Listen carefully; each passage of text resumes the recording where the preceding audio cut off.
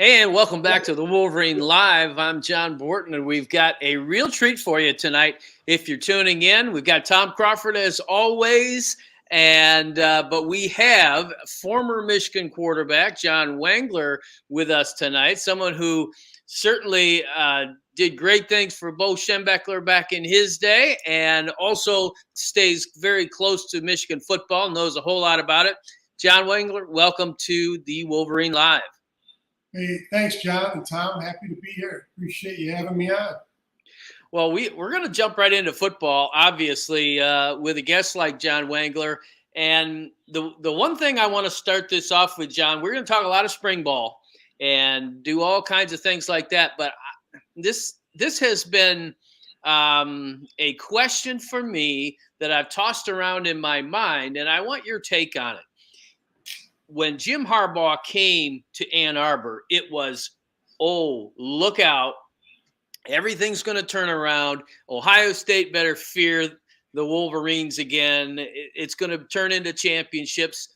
And you had that second season where it looked like, yeah, wow, it's here, 2016. And you came right down to the wire. You're up 10 in Columbus. And then things, I don't know, they leveled out a little bit. If not, certainly they went down in 2020. Then all of a sudden, the last 2 years, things just take off like a rocket ship. I want to know from you, John Wangler, what either in your mind, what clicked for this program, or was it a culmination of all the work that these guys, Jim Harbaugh especially, had put into it over a number of years? It's really, in my opinion, it was, a combination of both, really. I think, everyone, when Jimmy came in, everyone just thought it was going to snap your fingers and it was going to be us in Ohio State, like the old days. And, we had some work to do. I mean, we had some good players, but, they had not been successful and to the level that we expected Michigan. And so it took a while for him really to put his stamp on it, and it did look like it down there in Columbus, if, had we gotten the stop there, right? I mean, who knows, right?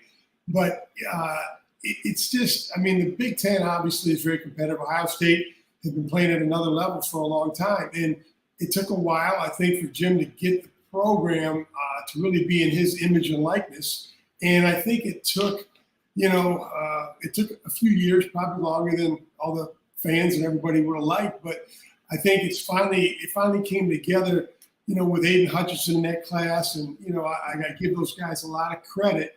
I think enough was enough. And they finally got over the hump. And I knew once we got over the hump with Ohio State, I think we were going to be up and running. And I give Jim a ton of credit because he evaluated, how things were going, and he made changes. And he made changes as, coordinators. He made changes in his assistant coaches. He brought back young guys. He brought back guys who had played in the program. You bring back a Mike Hart. You bring back a Ron Bellamy. You hire Sharon Moore. Jess Minter. I mean, he's pulled some great hires out, and I think he's kind of stepped back a little bit and allowed those guys to coach and do their thing. And I think the culture's never been better down there. And I think we're really starting to see the fruits of, everything that he's put together and the building blocks. And I think we're going to have a nice ride here for a while.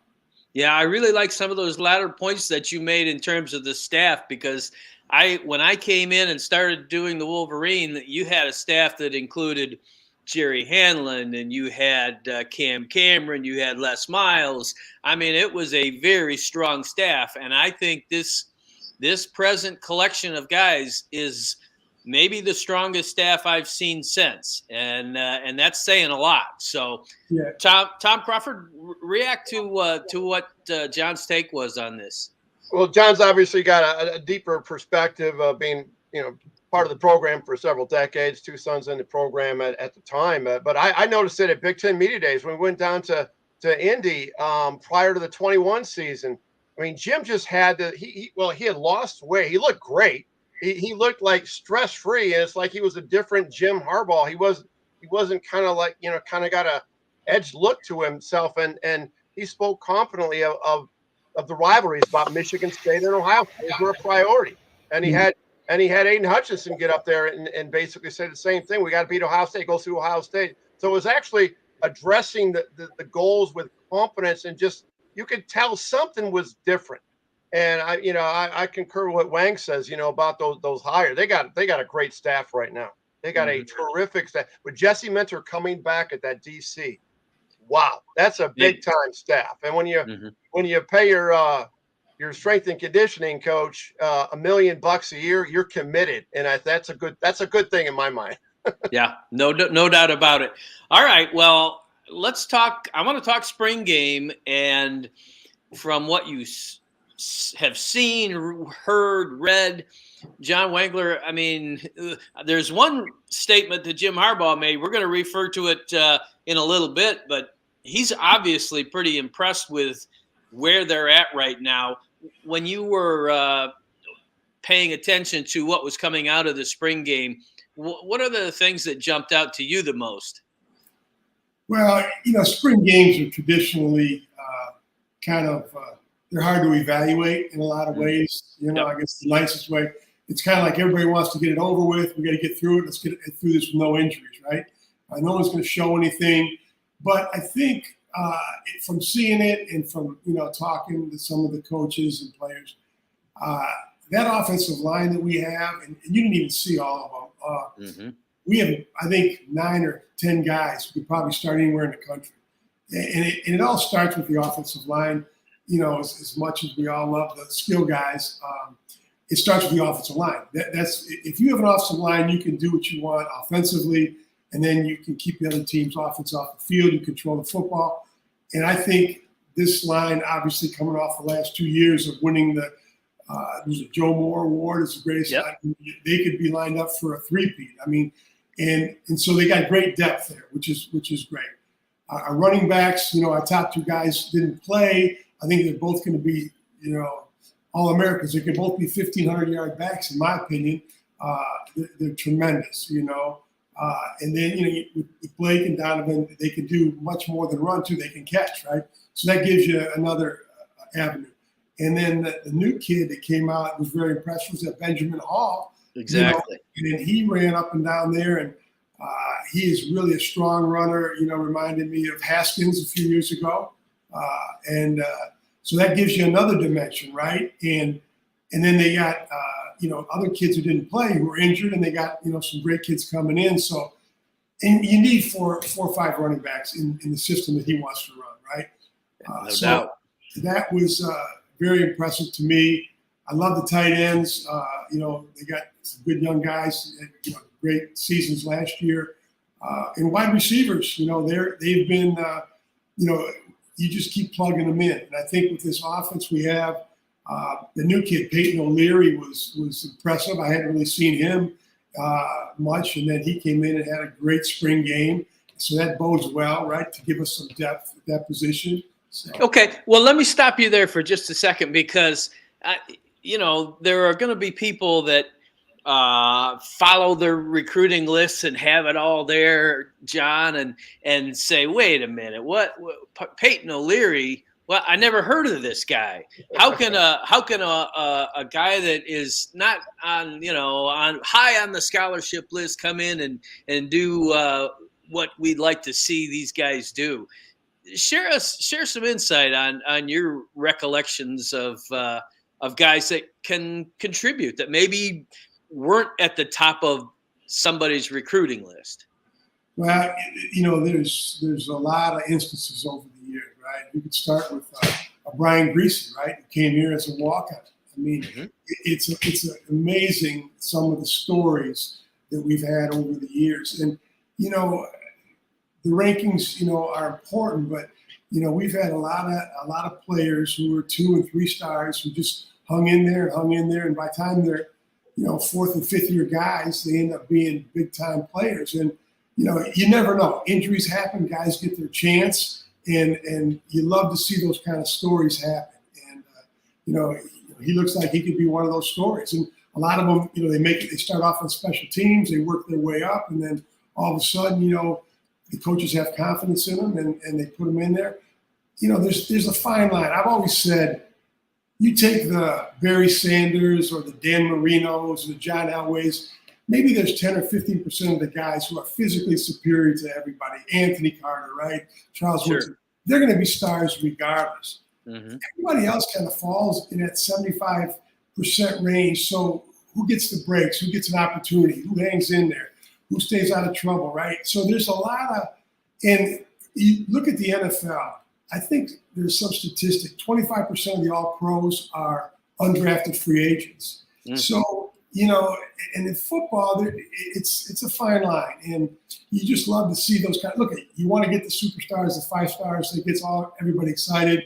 And most of the time, in the end, they're 80% of the time, they'll probably be the best players. But there's that 20% that there's a factor that you can't evaluate heart, you can't evaluate persistence and toughness and all those great intangibles that as much as people spend money on trying to evaluate them and test them, you can't until you get someone in a game situation in front of 110,000. You really don't know, what they can do. So it'll be fun to watch. No doubt about it. Braylon Edwards, 2-star, Mike Hart, low 3-star, as I recall. Yeah. Tom Crawford, you heard what John was talking about in terms of Benjamin Hall and Peyton O'Leary. How about a reaction to what those guys did? Well, yeah, Peyton O'Leary, interesting guy. So Dave Aveloff, the SID, brings in Peyton O'Leary. This guy just got his first scholarship in February. Everybody seems to love this kid. He's loved by his other former, all his fellow players. Davis Warren's his roommate. This guy is when he was a senior in high school, with COVID, they called off football. So he wanted to play lacrosse. He was going to go to UMass, and he ends up at Michigan. His dad was a football coach. What a great story. And I want to get John's reaction, Johnny Wang's reaction to this. Could he be that guy in the red zone beyond the tight end? Because, he caught a 2-point conversion to win the game for the Mays of Coach Mike Hart. But what's frustrating, I think you and I, JB, have talked about this, is there a wide receiver that can play that red zone receiver like Mario Manningham, like Anthony Carter in the Rose Bowl when John was a senior? Could he be that guy, Johnny Wanks? Yeah, absolutely. I think he could be, how many slot receivers did Tom Brady, get into the Hall of Fame and get Super Bowl rings, right? Yeah. He's that kind of guy, right? He reminds me of. And I think, he's a gamer and he makes plays, and sometimes, there's guys, on paper, maybe they don't run a 4.4, but they just have a knack of getting open, right? And he seems to have that innate ability to find that open area and to make a play, when on paper he shouldn't be making that play. So, it looks like he could be a valuable weapon. And, they got a bunch of receivers, I think, who we're going to see some new guys break out of the pack this year and who are going to become stars. We got a great quarterback. We got a great situation there. You got great running backs and offensive line. So they're going to have opportunities to get open and make plays. All right. Well, John Wangler knows a little bit about quarterbacking at Michigan, obviously. One of the great ones, and contributed mightily to a breakthrough season for the Wolverines. Anybody that has watched this team, this program for any amount of time knows all about that.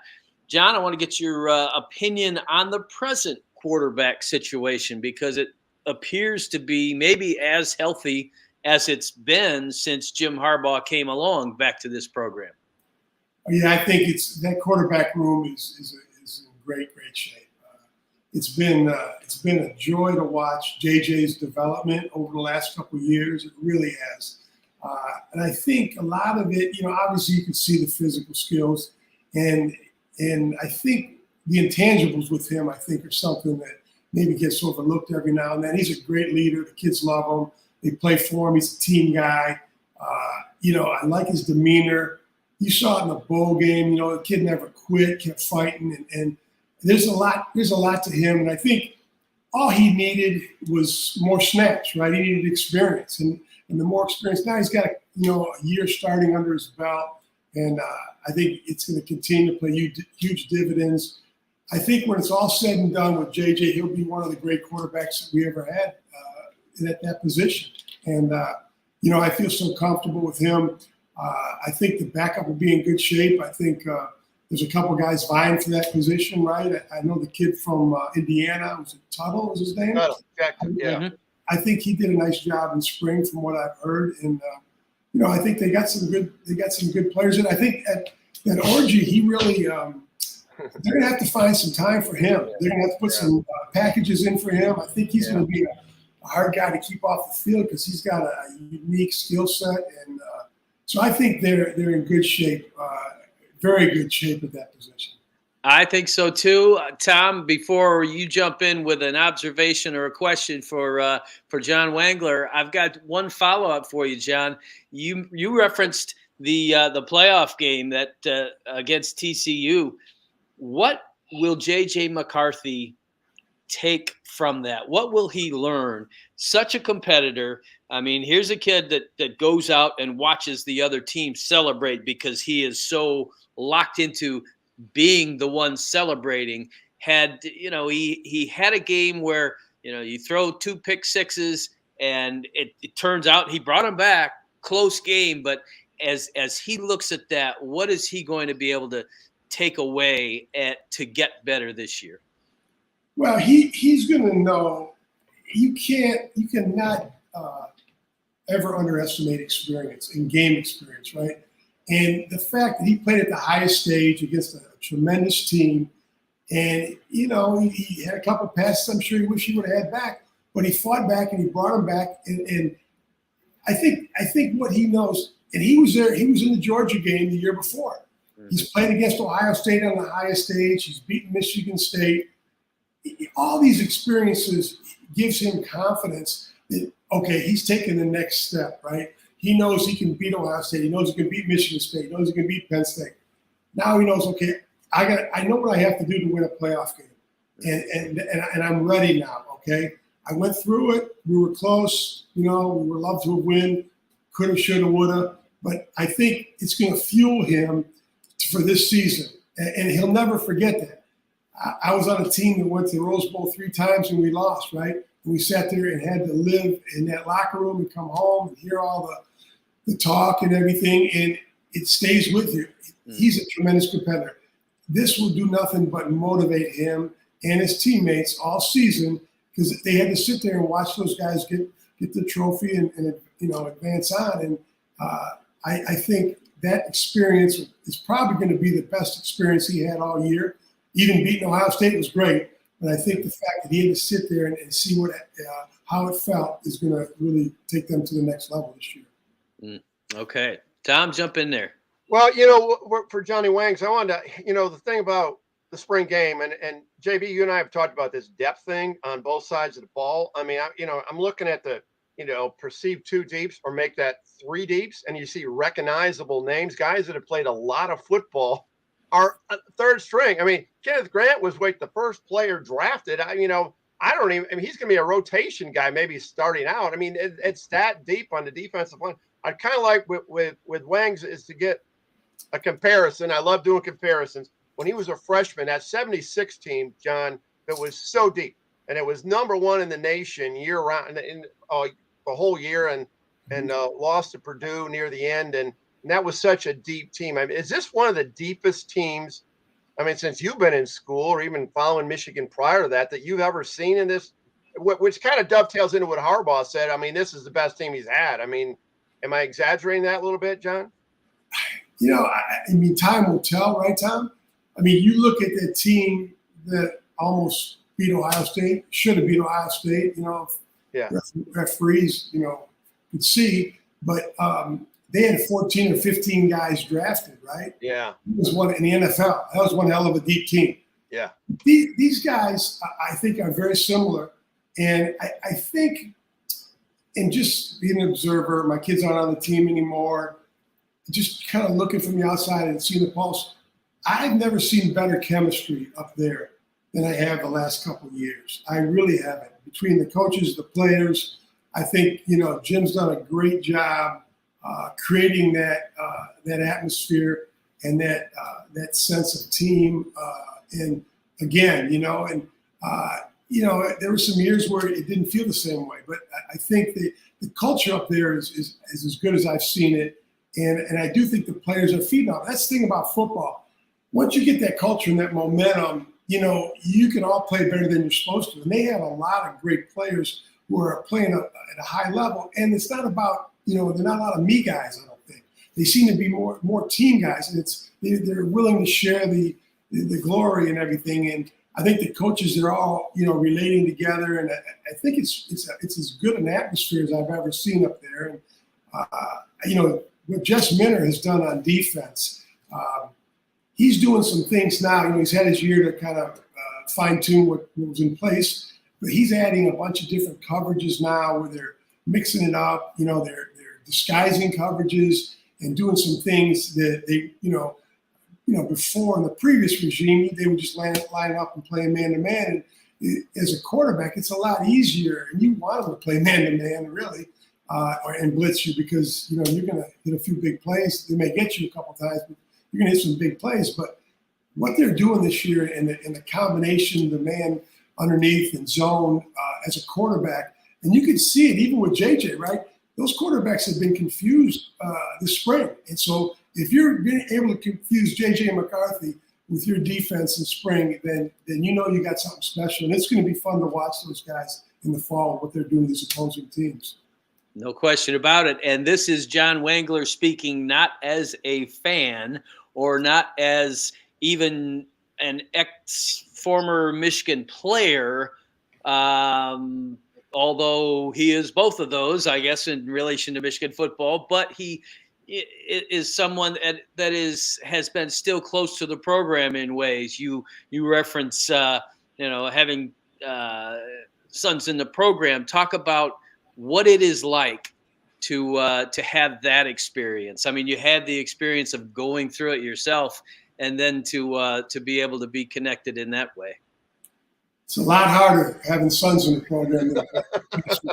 So, I had Jack, and he came in as a walk-on wide receiver, and he ended up getting a scholarship at the end, and he got in a little on special teams and stuff, and a little bit on offense. And then Jared came in as a linebacker, and then he ended up being a fullback, and he got to play a little linebacker, and then the fullback kind of the last couple of years into special teams. So it was great, having him in the program. I never wanted to force them into anything. They kind of made their own mind up. They're a little bit brainwashed, but they had to live their own life. And Jared actually committed to Penn State before he came before Michigan offered him. And I'll forever be indebted to Brady Holt for offering Jared and letting Jack play. And then Jim came in and had him play for somebody I knew since he was 14 years old, and had been a friend and someone I helped recruit when I was a GA.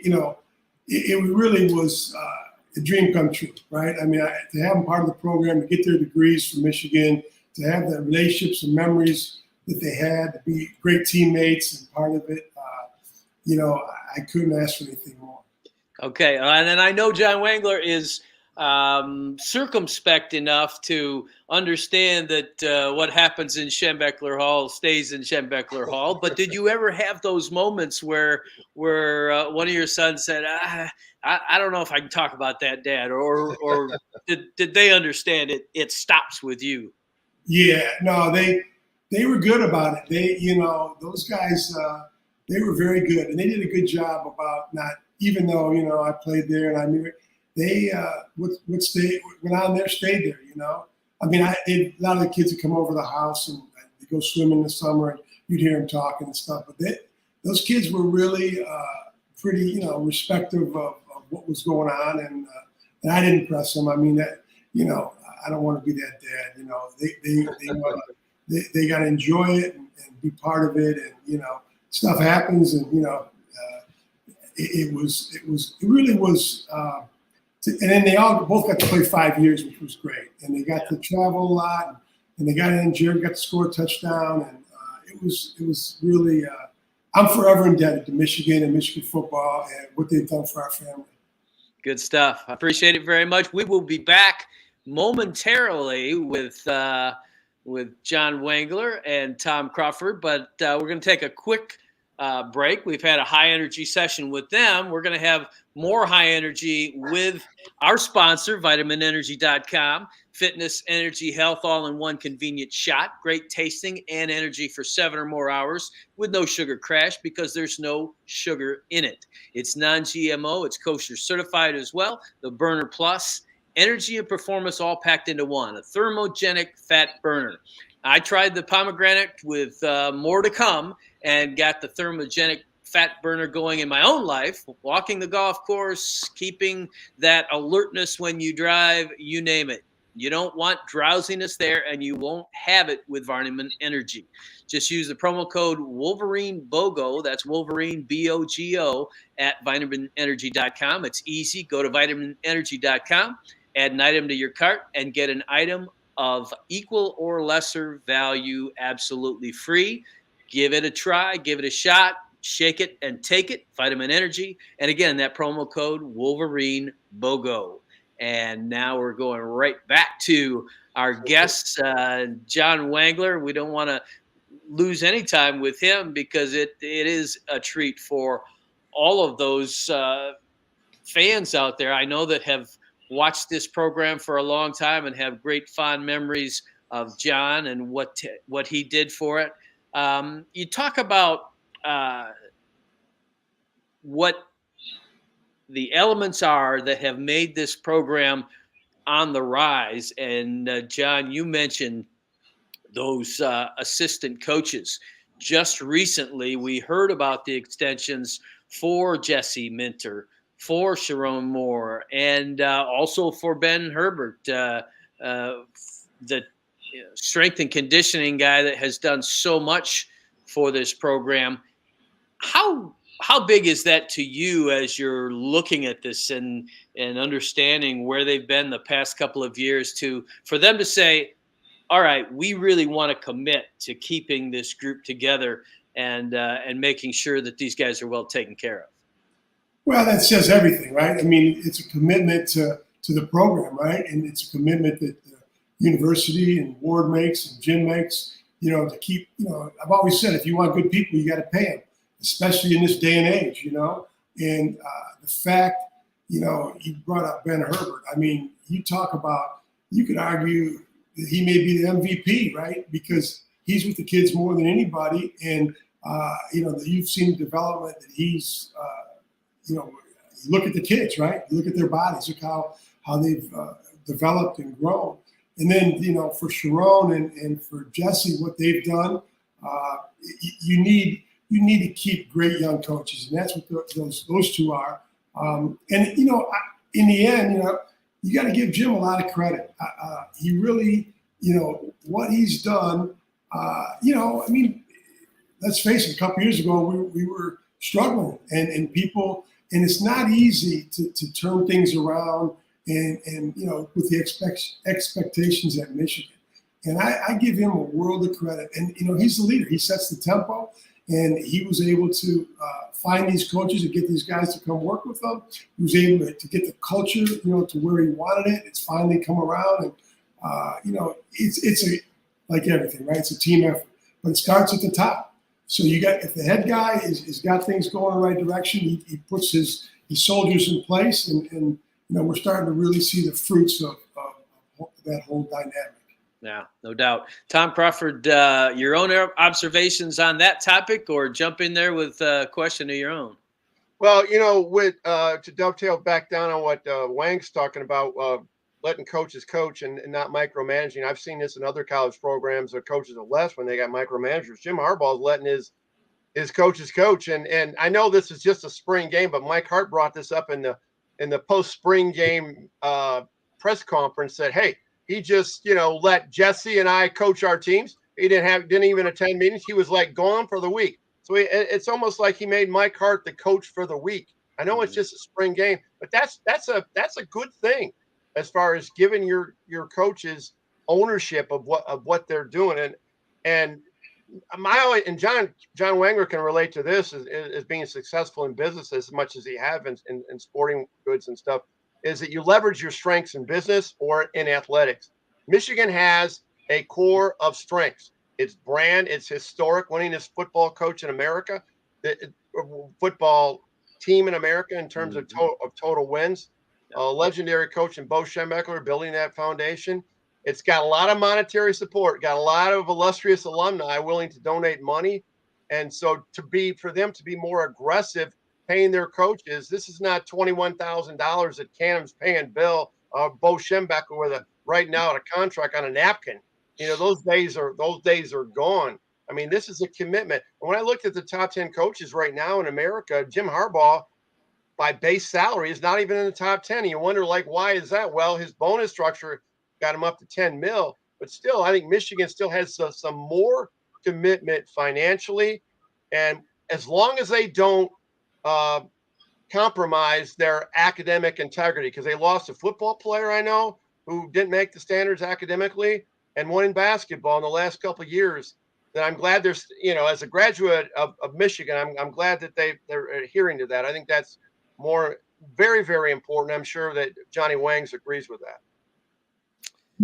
Yeah, absolutely. I mean, that's the great thing about Michigan is we have high standards and a commitment to excellence, and they're not going to compromise that. And that makes it even more difficult to continue to compete at the level we do. So you got to give Jim even more credit. I'm not downgrading the other programs, but some of those other programs that we're competing with at the highest level are not held to the same academic standards as we are. Whether it's the transfer portal, whether it's a lot of different factors, right? Getting into the school.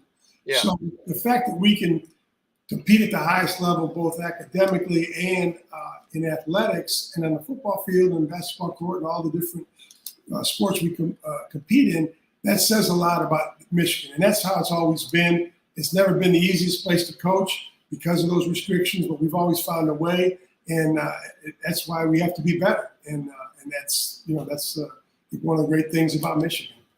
All right. And speaking of excellence, you've got your head coach after the spring game saying that this is, and I quote, the best version of a Michigan football team we've had. That says quite a bit when your coach has that sort of swagger. And I mean, and understand this is a Jim Harbaugh who has said, he doesn't necessarily like to make comparisons. Well, he's saying this is the best product I think that we've turned out so far. He says on April 1. I mean, understand they have to go do it on the field. But when you hear that kind of talk, John, you have to know that Jim Harbaugh feels pretty good about this group. Well, Jim's seen a lot of football, right? And he's won at the highest level, and he's been successful, highly successful everywhere he's been. And he knows football. And for him to make that statement, he's never been shy, and he's a confident guy. And for him to say that bodes well for the season. Now we all got to keep our fingers crossed that, injuries, you got a lot of factors that happen, but if things continue on that course, he knows that we could be, a champion in the Big Ten, and we can be battling, getting into the Final Four. And I mean, we have that kind of talent. And, I think when the kids, they're talking about, that's their expectation now. Their expectation is not to just, beat Ohio State. I mean, yeah, we got to beat Ohio State. They're on the road. Penn State, I mean, you go through the schedule. Michigan State, right? None of those, all those are stepping stones. But in the end, they have that kind of team and that kind of talent to compete for a national championship. And he sees that, and he wants those kids to, that's their goal. And that's what they're shooting for. That's what they'll be working for all summer and the off season, is to be the best in the country. And it starts today because they'll be working out, this week and getting ready for the fall. And the road to the Big Ten championship and the playoffs still goes through the Buckeyes. You win that game, more than likely you're in the Big Ten championship game and in position to make the playoffs. I recall I'll say it right here, my favorite Buckeye of all time, I believe, is Chris Spielman, who is a great guy and who I've done a lot of back and forth work with at times.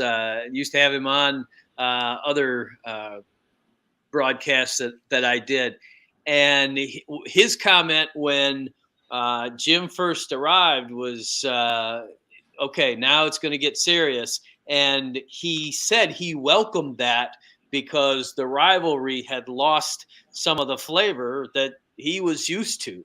For John Wangler, do you go back and forth with any former Ohio State guys? And I'm just looking for maybe their reaction to what has taken place the last 2 years in terms of Michigan stepping up. Yeah, well, my buddy Al Washington, his son coached here, Al Washington Jr. But Al and I played against each other, and we have some unique history in that game. But Al felt the same way. We all feel the same way, right? A rivalry, it can't be one-sided, you know, and it's never been one-sided.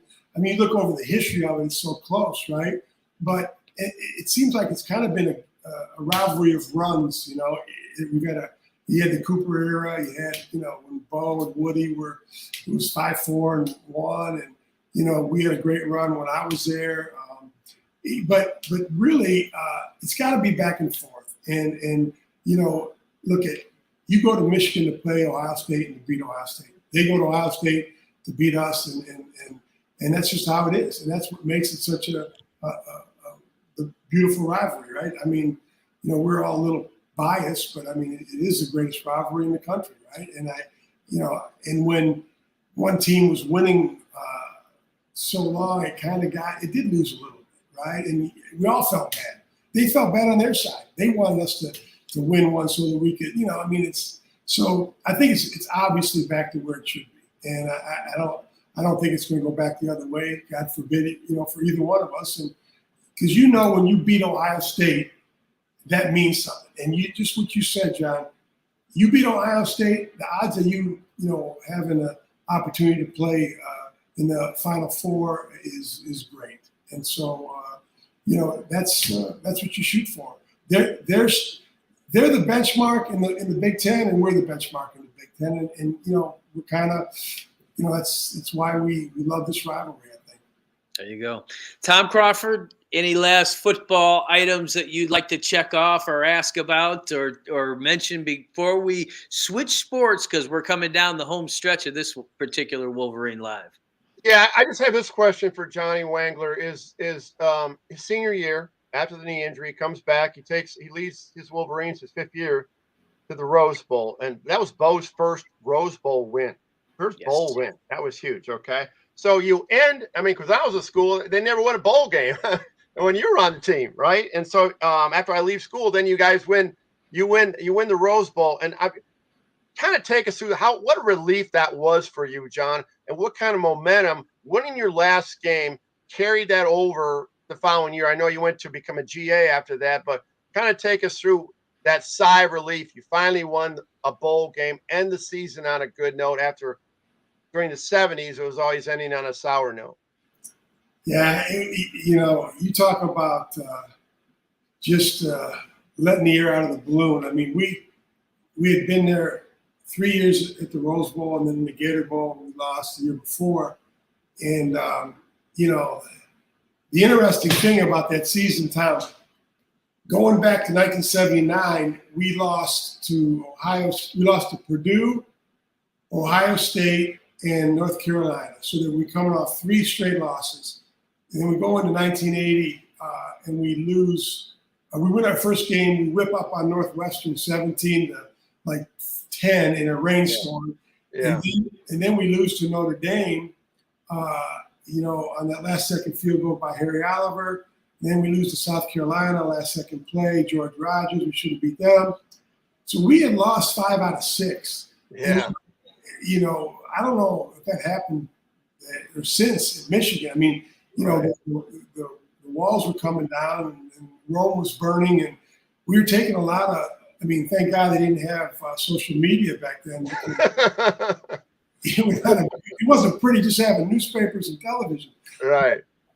But then we got on a roll and we turned it around and we won 9 straight. And, you know, we were playing for so much more. It wasn't even about any individuals. It was about we're playing for Michigan. We're playing for, you know, ourselves, our team, for all the guys who paid the price all those years for Bo to finally get the monkey off his back, all the stuff that was, you know, being said. And so it was, you know, you couldn't have drawn it up a better way to end a career.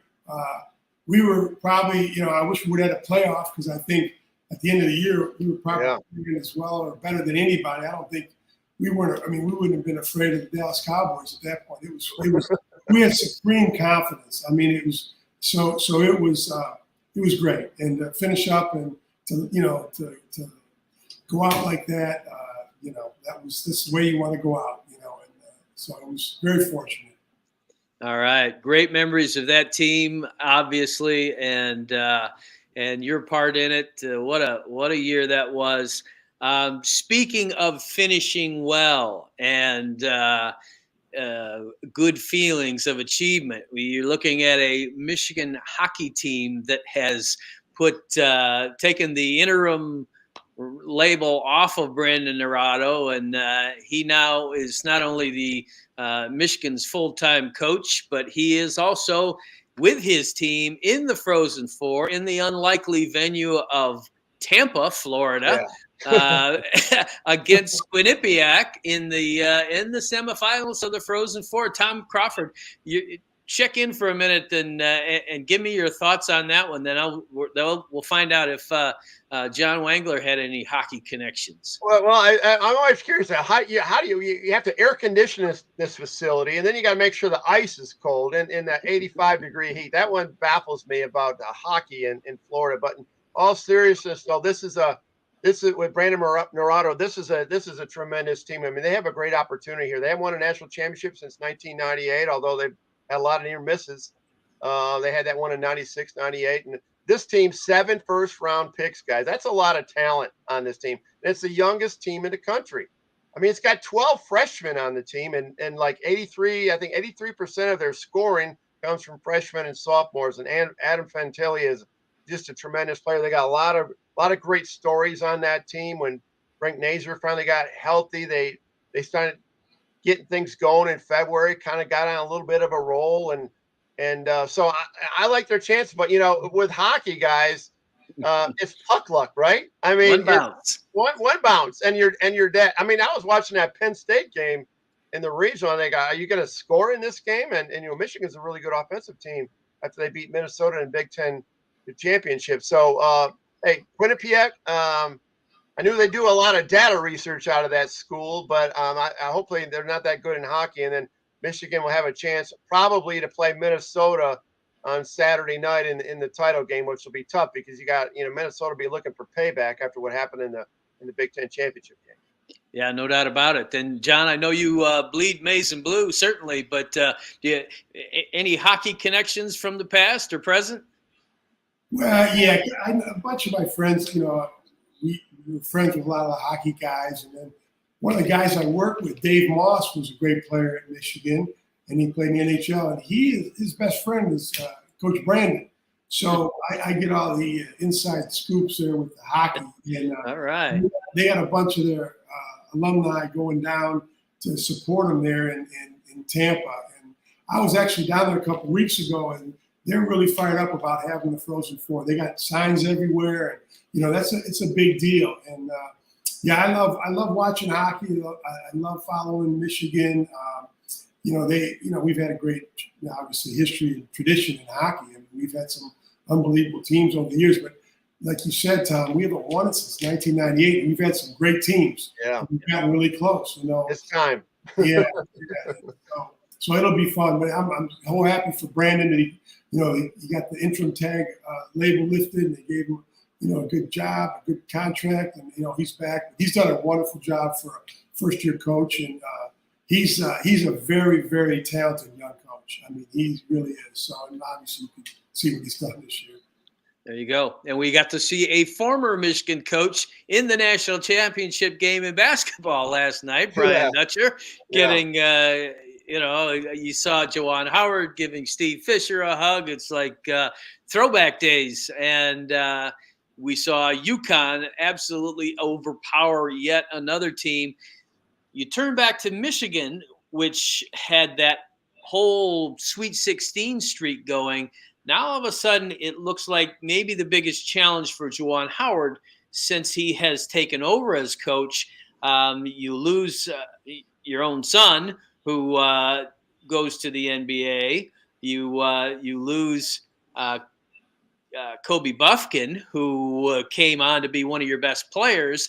And then just this week, all of a sudden, you've got Hunter Dickinson going for the portal. I'm a little concerned about where they stand right now, but it's basketball just seems like such a free agent game at this point. And it's really going to be on Juwan Howard to, I guess, play the game as it is right now and bring some guys in. What are you fellas' thoughts about that?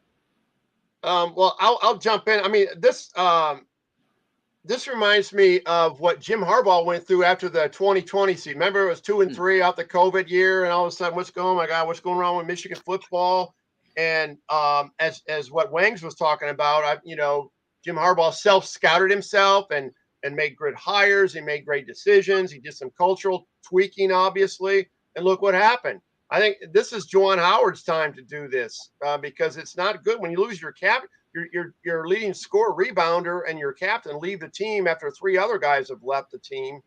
That's not a good look. However, in basketball, like you were saying, JB, it's almost like free agency. I mean, look what Kansas State last year at this time, they had 0 coach, 2 players, and they got to the Elite Eight. Look at LSU's women; they had 9 new players come in, and they just won the national championship.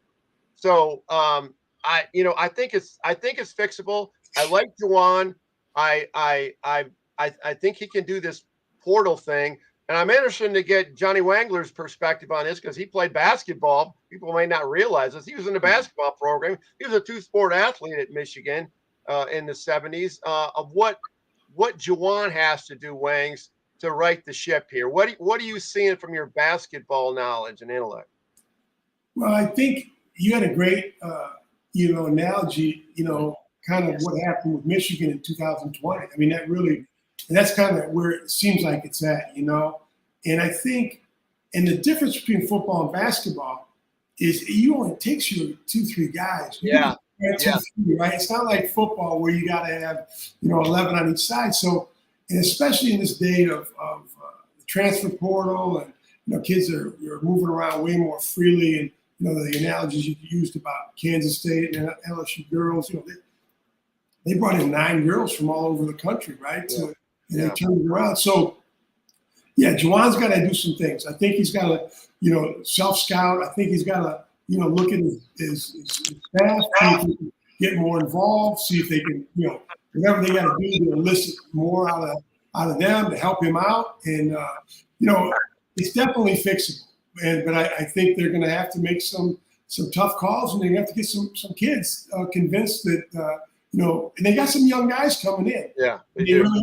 And so, look at Michigan is a desirable place to play. I like Juwan too, and I think kids want to play for him and be a part of this program. So we're an attractive place to land. So I think that is an advantage for us. And they're just going to have to find the right kids and bring them in. And I think they can turn it around pretty quick. But it's not going to be easy. He's going to have to make some tough calls and figure this thing out. Absolutely. Nice job, fellas. Way to take it home strong in the 4th quarter, as always. I appreciate it. John Wangler, super privileged to have you on. We want to do this again with you sometime if you'd be willing, but maybe closer to football season. Much appreciate your input. Tom, as always, thank you much, and just a pleasure having you both on. All right. Appreciate it, John and Tom. Thanks for having me on.